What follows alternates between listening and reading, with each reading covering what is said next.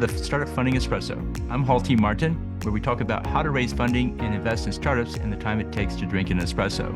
If you have a question about startup funding or investing, please go to the website, startupfundingespresso.com, and type in your question into the chat bot in the lower right corner to receive an answer. I hope you enjoy this episode.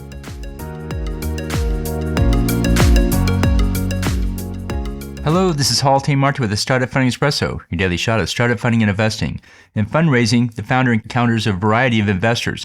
Some are concerned about the return, some about the traction, and others about the valuation. For those focused on valuation, here are some key steps to consider. First, check their knowledge of current market valuations. Ask what valuations they've seen on recent fundraisers and exits that match your company.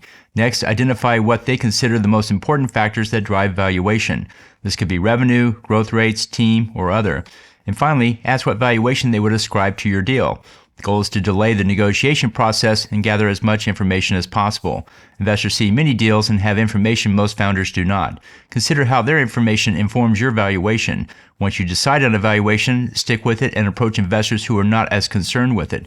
Raise a meaningful amount of funding for the deal and find comps that support your valuation. Only then do you engage the original investors, but now there's evidence that other investors are in the deal. Thank you for joining us for the Startup Funding Espresso, where we help startups and investors connect for funding. Let's go start listening to today. Hall T. Martin is the director of Investor Connect, which is a 501c3 nonprofit dedicated to the education of investors for early stage funding. All opinions expressed by Hall and podcast guests are solely their own opinions and do not reflect the opinion of Investor Connect. This podcast is for informational purposes only and should not be relied upon as a basis for investment decisions.